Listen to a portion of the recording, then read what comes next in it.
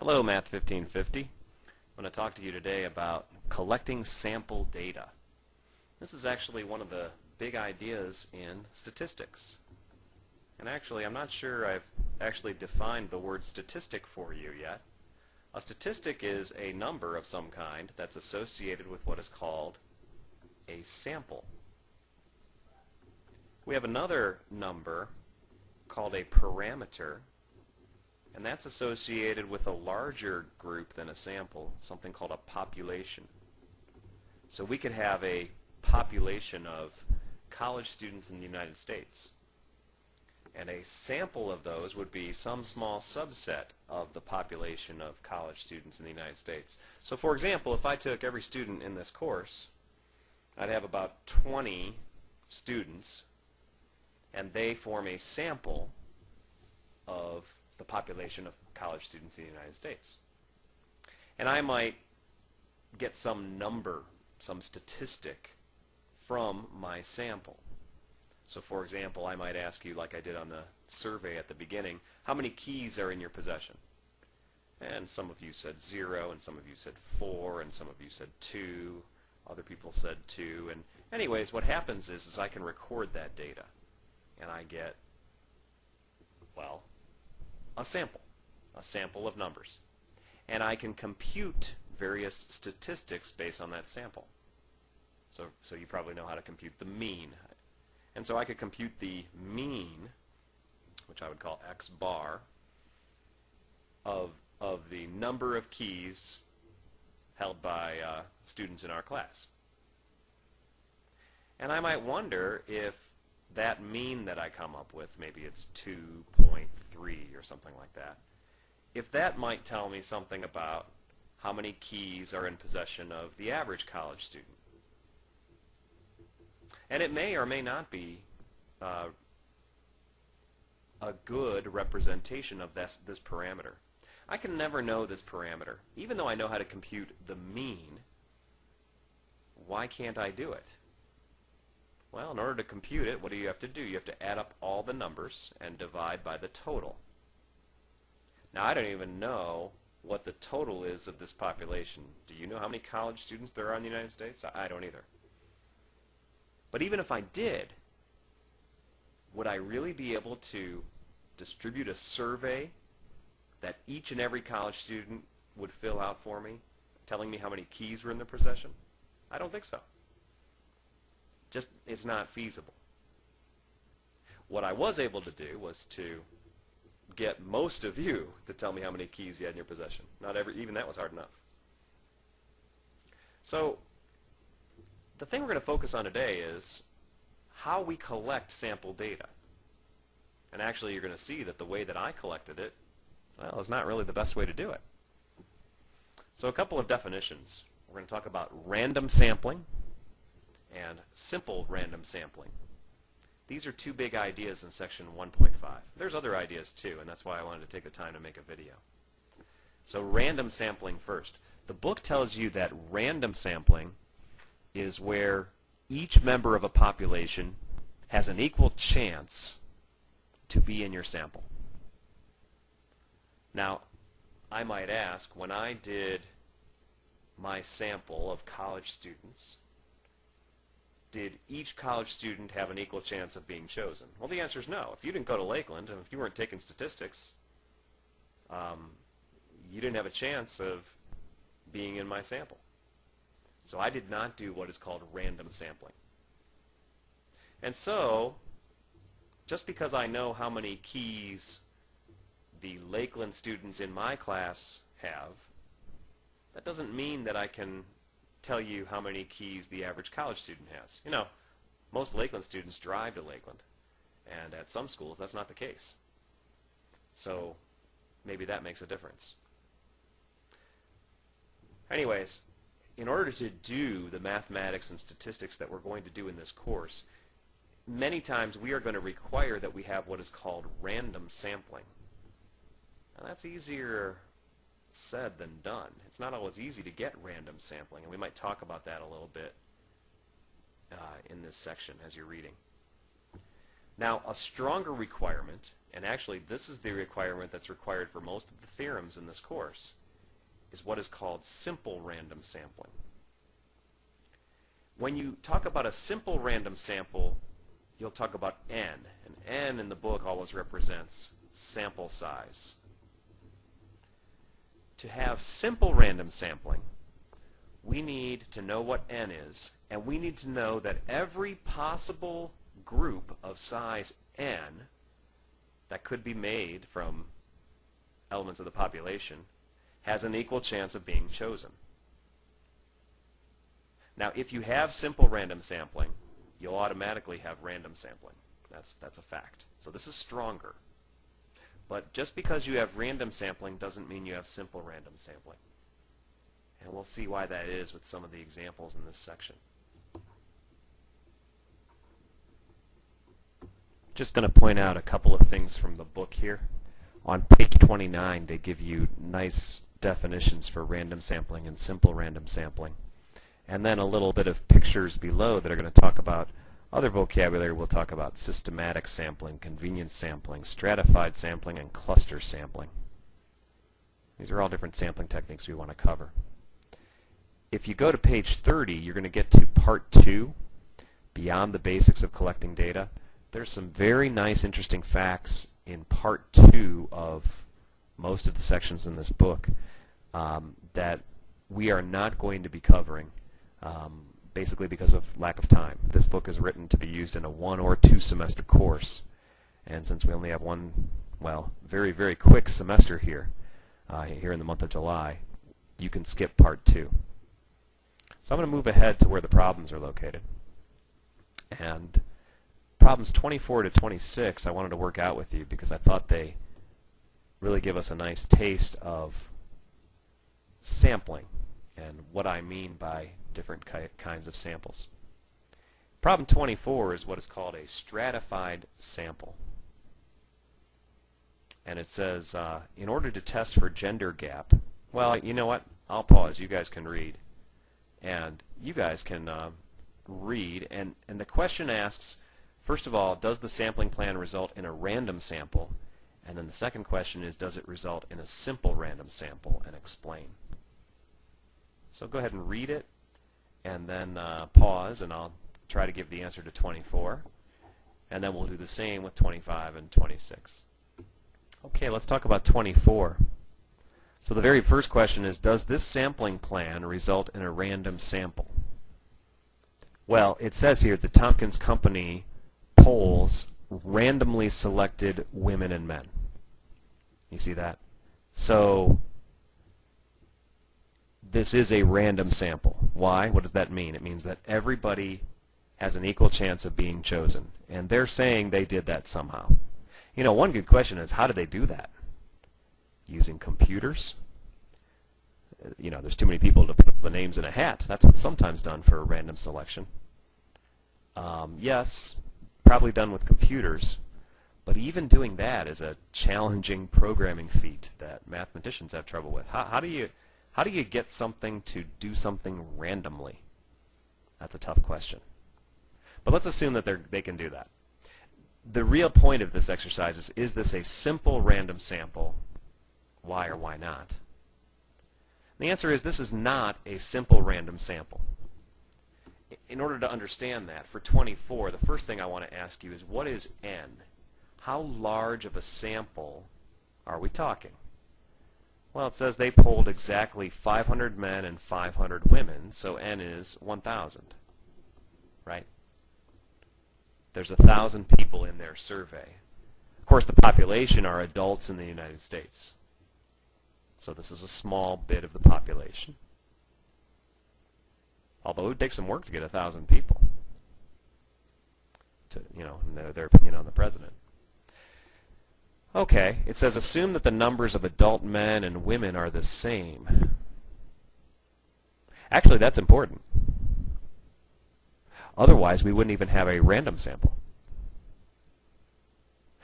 Why is that? If I had a lot more men than I did women, then a man, their chances of being chosen is 500 out of that big number. whereas women would be 500 out of the smaller number. So that's a little bit of probability. We're getting into chapter 4 there. But in that case, the women would be more likely to be chosen than men. Okay, but it says, assume that the numbers of adult men and women are the same. That's not quite true, but let's assume that it is true. Then we have a random sample. Do we have a simple random sample? Simple random sample means that every possible group of 1,000 is equally likely to be chosen. And this answer is no, that's not true. For example, any group of 600 men and 400 women will not be chosen in this way. Now, why does the Tompkins Company do that? Well, the Tompkins Company doesn't care if they have a simple random sample. They want to make sure they get equal numbers of men and women, and there's some good political reasons to do that. But the theory that's going to tell us how well our sample tells us things about the population usually requires what's called a simple random sample. This is not it. This is what's called a stratified sample. If you go back to those pictures I was showing you on the previous page, it's page 29. Stratified samples here at the bottom subdivide the population into at least two different subgroups, Democrats and Republicans. For us, it was men and women. Then draw a sample from each subgroup. And we did a random sample from the men and a random sample from the women. So we did have what is called a random sample, but we didn't have what's called a simple random sample. That's enough on 24. Why don't you pause, take a look at 25, and we'll try and answer the same two questions. Okay, so you read about something called a convenience sample. Actually, this is the kind of sampling that I did. You know, I had some college students that were taking statistics, and I wanted some data from them, so I sent out that PDF file and asked you things about your keys and your social security number and things like that. What do we have? Well, we will not get a random sample when we use convenience sampling because, again, people that were not near that location in New York City, they didn't have any chance of getting chosen by NBC News for this poll. So that's what's called a convenience sample. It's not a random sample, and it's not a simple random sample, therefore. Okay, let's take a look at problem 26, and we'll ask the same two questions. I hope you pause it if you need to. Okay, so we have 36 students, a 6x6 classroom, it looks like. Instructor rolls a die to determine a row, rolls the die again to select a particular student. And we keep doing that until a sample of 6 students is obtained.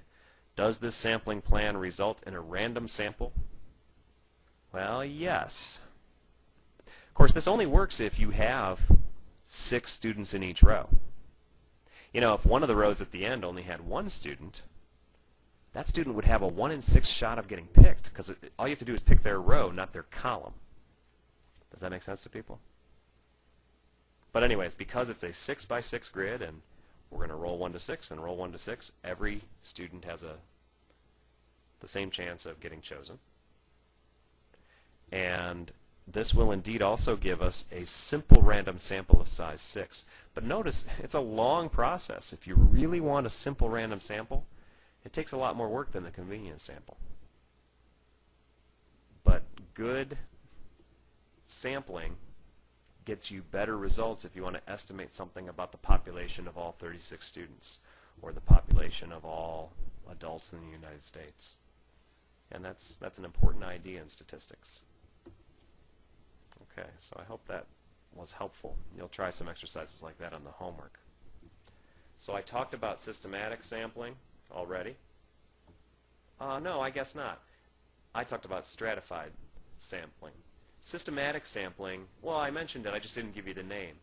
It's where you have some system of getting a sample. For example, taking every 100th person that walks through the door would be a system, but it's not going to give you random sampling. Convenience sampling, well, exactly that. You do what's easy to do, low cost, but it won't give you random sampling. Stratified is where, again, you break up into what are called strata, these layers. Now, I'll show you the picture again because I think they do a nice job of it back on page 29.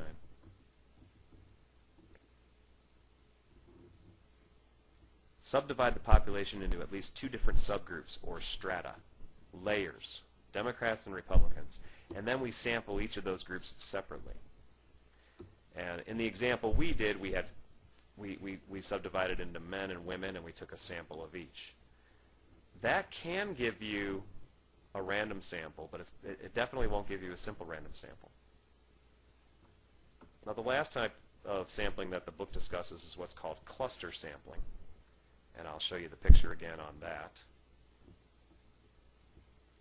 Divide the population into two sections or clusters, then randomly select some of those clusters, and then choose all members from those selected clusters.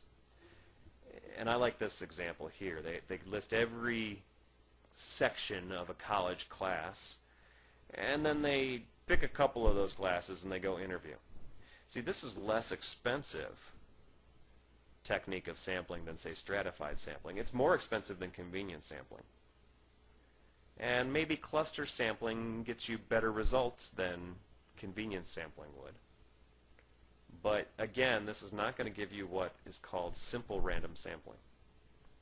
And actually not even random sampling unless all of the clusters are of the same size. Okay, so one final thing we could do, if you look at problems 15 to 19 for a moment on page 29. Well, page 29 has the pictures. If you want, I can go through problems 15 to 19 with you. But my suggestion is you pause, try them yourself, and then look back here for some of the answers. Okay? Okay, so we're going to look at problems 15 to 19. And again, we want to identify what type of sampling we're using. Is it systematic, convenience, stratified, or cluster? So what I'll do is just kind of throw this over here so we can have it right next to the vocabulary. If you read number 15, it says we're going to test every 100th spark plug from the assembly line. That seems like an easy thing to do. But it is not random sampling. What kind is it? Systematic. That's a nice system. But it won't give you a random sample, and definitely not a simple random sample either. Okay. The author surveyed all of his students to obtain sample data consisting of the number of credit cards students possess. Hey, we saw that. That's convenience sampling. Very good. Number 17.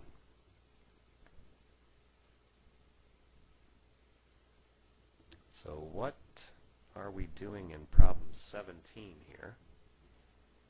Well, the author, Mario Chiola, said that once he was audited by the New York State Department of Taxation and Finance. And when you're audited, well, they said that the author was randomly selected as part of a statistical audit.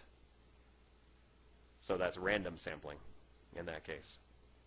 Although I've been told that the IRS doesn't do random sampling, that they target certain individuals. Anyways, that's the answer to 17. Let's move on. 18. Let's see. 820 students are randomly selected from communications, 1463 are randomly selected from business, and 760 are randomly selected from those majoring in history. So we took 3 groups and we selected some from those groups. These groups here might be called strata, kind of like when we had the men and women. This is not what's called cluster sampling. Cluster sampling is where you take all of the individuals in a particular group. They're clumped together, all of them, and that'd be a cluster. So stratified sampling means you're going to select some of those from communications, some of those from business. See, this college has more than 1,500 students in business, let's say. Some of those in history. It has more than that in history. Let's read 19. Yeah, see? 6 different health plans were randomly selected, and all of their members were surveyed about their satisfaction. If you do that, that's what's called cluster sampling. So that's the difference. That's a nice illustration. 18 and 19 tell you the difference between stratified and cluster. 20. In a Gallup poll, 1,003 adults were called. Numbers randomly generated by a computer. 20% of them said they get their news on the internet every day. This is what's called a random sample. Is it a simple random sample? I don't know about that. I'm not sure that all groups of 1,003 adults from whatever population we're saying it is would be equally likely to be chosen. For example, adults that live in the same household, they wouldn't have been picked because you'd have to call the same household twice, and we didn't do that. So, yeah, but it is random sampling. Anyways, hope this gives you some help with the homework. Keep working hard, and I look forward to grading some more. Thanks.